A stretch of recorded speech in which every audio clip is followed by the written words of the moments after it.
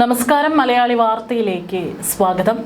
തിരുവനന്തപുരം നഗരസഭയിലെ ബി.ജെ.പി. കൗൺസിലർമാരും പോലീസും തമ്മിൽ കൊമ്പുകോർക്കൽ പുതിയ തലത്തിലേക്ക്. കഴിഞ്ഞ ഒരാഴ്ചയായിട്ട് തിരുവനന്തപുരം നഗരസഭയിൽ ഏറ്റുമുട്ടലുകൾ കാണാനായിട്ട് സാധിക്കുന്നുണ്ട്. നെട്ടയം സംഘർഷവുമായി ബന്ധപ്പെട്ടാണ് വട്ടിയൂർക്കാവ് സ്റ്റേഷനിലേക്ക് നടത്തിയ മാർച്ചിലെ അതിരുവിട്ട പെരുമാറ്റത്തിന് ഡെപ്യൂട്ടി മേയർ ആശാനാഥിനും ബി.ജെ.പി. കൗൺസിലർമാർക്കാണ് ഇപ്പോൾ പോലീസ് നോട്ടീസ് നൽകിയിരിക്കുന്നത്. അതായത് കൃത്യമായിട്ട് ആക്ഷൻ എടുക്കാൻ തന്നെയാണ് ഇപ്പോൾ മുഖ്യമന്ത്രിയുടെ ആഭ്യന്തര വകുപ്പിലെ പിണറായി പോലീസിന് നിർദ്ദേശം നൽകിയിരിക്കുന്നത്. നാളെ മൊഴി നൽകാൻ സ്റ്റേഷനിൽ ഹാജരാകാനാണ് ഇപ്പോൾ നിർദ്ദേശം നൽകിയിരിക്കുന്നത്. നെട്ടയം സംഘർഷത്തിന്റെ പേരിൽ വട്ടിയൂർക്കാവ് പോലീസ് സ്റ്റേഷനിലേക്ക് ബി.ജെ.പി. നടത്തിയ മാർച്ചിലുണ്ടായ അനിഷ്ട സംഭവങ്ങളിലാണ് ജനപ്രതിനിധികൾക്കെതിരെ പോലീസ് നടപടി കടുപ്പിക്കുന്നത്. ഡെപ്യൂട്ടി മേയർ ആശാനാഥ്, കൗൺസിലർമാരായ സുമി ബാലു, യമുന എന്നിവർക്കാണ് നാളെ സ്റ്റേഷനിൽ ഹാജരാകാൻ നോട്ടീസ് നൽകിയത്.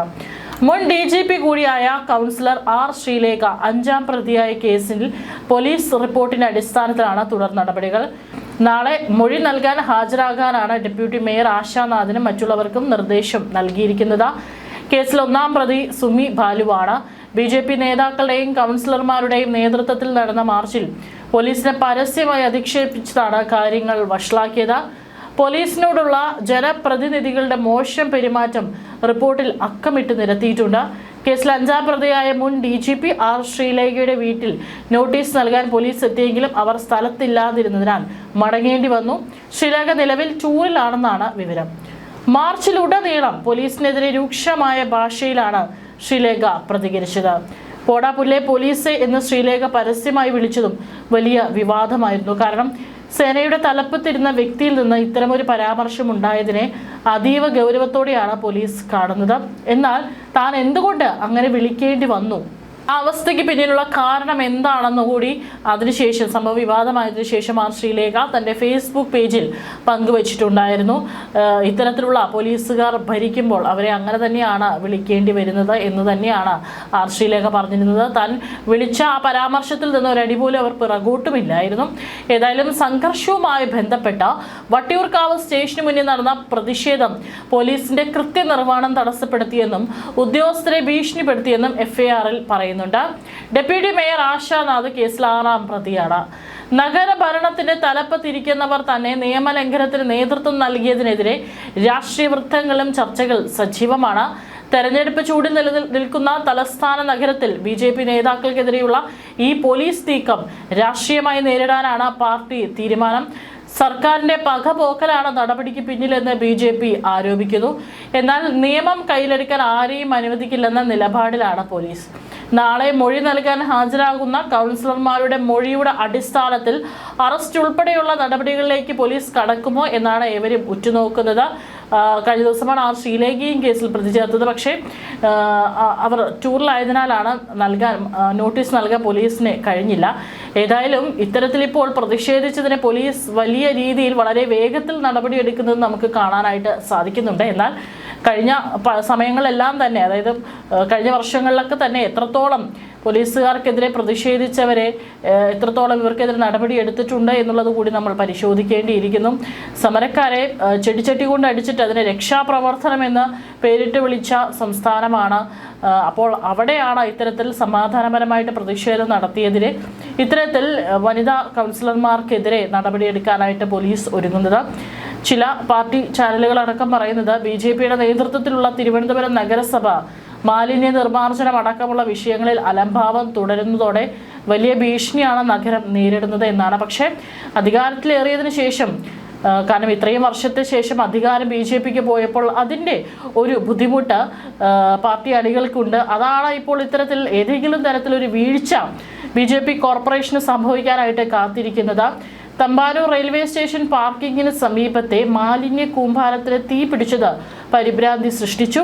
വാഹനങ്ങളിലേക്ക് പടരുന്നതിന് മുമ്പ് തീ അടയ്ക്കാനായതോടെ വലിയ ദുരന്തമാണ് ഒഴിവായത്. നിരവധി തവണ ആവശ്യപ്പെട്ടിട്ട് മാലിന്യം നീക്കാൻ നഗരസഭ തയ്യാറാകുന്നില്ല എന്നാണ് റെയിൽവേയുടെ പരാതി. തമ്പാനൂർ മേൽപ്പാലത്തിനും റെയിൽവേ പാർക്കിംഗ് ഏരിയയ്ക്കും ഇടയിൽ കുന്നുകൂടി കിടക്കുന്ന മാലിന്യ കൂമ്പാരമാണ് നിലവിൽ റെയിൽവേ സ്റ്റേഷന് തന്നെ ഭീഷണിയായി നിലനിൽക്കുന്നത്. മാലിന്യത്തിൽ നിന്ന് പടർന്നു പിടിച്ച തീ പാർക്കിംഗ് ഏരിയയ്ക്ക് അകത്തേക്ക് വ്യാപിച്ചതും പരിഭ്രാന്തി പരത്തി. നൂറുകണക്കിന് ഇരുചക്ര വാഹനങ്ങൾ നിർത്തിയിട്ടിരിക്കുന്ന ഇടമാണിത്. എന്നാൽ വാഹനങ്ങളിലേക്ക് വ്യാപിക്കുന്നതിന് മുൻപ് തീ അണയ്ക്കാൻ സാധിച്ചതും വൻ ദുരന്തം ഒഴിവാക്കി എന്നൊക്കെയാണ് കഴിഞ്ഞ ദിവസങ്ങളിൽ മന്ത്രി വി ശിവൻകുട്ടിയും ഈ വിഷയത്തിൽ പ്രതികരിച്ചുകൊണ്ട് രംഗത്ത് വന്നിരുന്നു. ഏതായാലും ഇത് പുതിയ കോർപ്പറേഷൻ ഭരണം ഏറിയതിനു ശേഷമുള്ള മാസങ്ങൾ കൊണ്ടുണ്ടായ മാലിന്യമല്ല എന്നുള്ളത് കൂടി ഓർക്കണം. വർഷങ്ങളോളം കൂട്ടിക്കിടക്കുന്ന മാലിന്യമാണ്. അതായത് നഗരസഭയുടെ പല ഭാഗങ്ങളും ഇത്തരത്തിൽ വർഷങ്ങളോളം ഒരു തരത്തിലും ഒന്ന് വൃത്തിയാക്കാൻ പോലും ശ്രമിക്കാതെ കൂട്ടിയിട്ട് കിടക്കുന്ന മാലിന്യങ്ങൾ കൂടി ഉണ്ട് എന്നുള്ളത് കൂടി ഓർക്കണം. ആ മാലിന്യങ്ങൾ കൂടിയാണ്, അല്ലെങ്കിൽ അടഞ്ഞിട്ടുള്ള മാലിന്യം പോകാനുള്ള അടഞ്ഞിട്ടുള്ള ഓടകളൊക്കെ തന്നെയാണ് ഇപ്പോൾ മേയർ വി രാജേഷിന്റെ നേതൃത്വത്തിൽ വൃത്തിയാക്കിക്കൊണ്ടിരിക്കുന്നത്. അതിന്റെ ചിത്രങ്ങളും അദ്ദേഹം തന്നെ പങ്കുവെക്കാറുണ്ട്. പല മാലിന്യ ചാലുകളും വർഷങ്ങളോളം അവിടെ വൃത്തിയാകാതെ അവിടെ അടഞ്ഞുപോയി മാലിന്യം ഒഴുകി പോകാനുള്ള എല്ലാ കാര്യങ്ങളും അവിടെ തടയപ്പെട്ടിരിക്കുകയാണ്. അതൊക്കെ തന്നെ വൃത്തിയാക്കുന്നതിൻ്റെ ഒരു തിരക്കിലാണ് കോർപ്പറേഷൻ.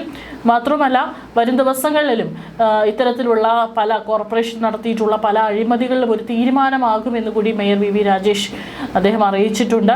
കാരണം പല കോർപ്പറേഷൻ കടകളും തുച്ഛമായ നിരക്കിൽ കൈയടക്കം വെച്ചിരിക്കുന്നവർക്കെതിരെയൊക്കെ തന്നെ പരിശോധിച്ച് നടപടി എടുക്കും എന്ന് തന്നെയാണ് മേയർ വി രാജേഷ് പറഞ്ഞിരിക്കുന്നത്. കൃത്യമായിട്ടുള്ള എല്ലാ ഒരു ഭരണം തന്നെയാണ് ഇപ്പോൾ കോർപ്പറേഷന്റെ ഭാഗത്തു നിന്ന് നടക്കുന്നത്. എന്നാൽ ഏതെങ്കിലും തരത്തിലൊരു വീഴ്ച സംഭവിക്കാനായിട്ട് കാത്തിരിക്കുകയാണ് എതിർപക്ഷം. അതുകൊണ്ട് തന്നെയാണ് ആ വീഴ്ചകളിൽ കയറി പിടിച്ച് പിന്നീട് അങ്ങോട്ട് അത് വലിയ വിവാദമാക്കാനായിട്ട് ഒരുങ്ങുന്നത്. കഴിഞ്ഞ ദിവസം മന്ത്രി വി ശിവൻകുട്ടി അടക്കം നേരിട്ട് പല ആരോപണങ്ങൾ ഉന്നയിച്ചപ്പോഴും അതിനുള്ള കൃത്യമായിട്ടുള്ള മറുപടി തന്നെ മേയർ വി രാജേഷ് നൽകിയിട്ടുണ്ടായിരുന്നു. അദ്ദേഹത്തിന് യോഗ ചെയ്താൽ നന്നായിരിക്കും എന്നൊക്കെയുള്ള പരിഹാസം നിറഞ്ഞ മറുപടികൾ തന്നെയായിരുന്നു വി രാജേഷ് നൽകിയിരുന്നത്. ഇനി നാളെ കൗൺസിലർമാർ ഡെപ്യൂട്ടി മേയർ അടക്കമുണ്ട്. ഡെപ്യൂട്ടി മേയർ അടക്കമാണ് പ്രതി ചേർത്ത് നാളെ ഹാജരാകാനായിട്ട് നിർദ്ദേശം നൽകിയിരിക്കുന്നത്. നാളെ അവർ ഹാജരാകുമോ, അല്ലെങ്കിൽ ഹാജരായില്ലെങ്കിൽ എന്തായിരിക്കും ഇനി അറസ്റ്റിലേക്കുള്ള നടപടികളിലേക്ക് പോലീസ് കടക്കുമോ എന്നുള്ളത് കൂടിയാണ് ഇനി അറിയാനുള്ളത്.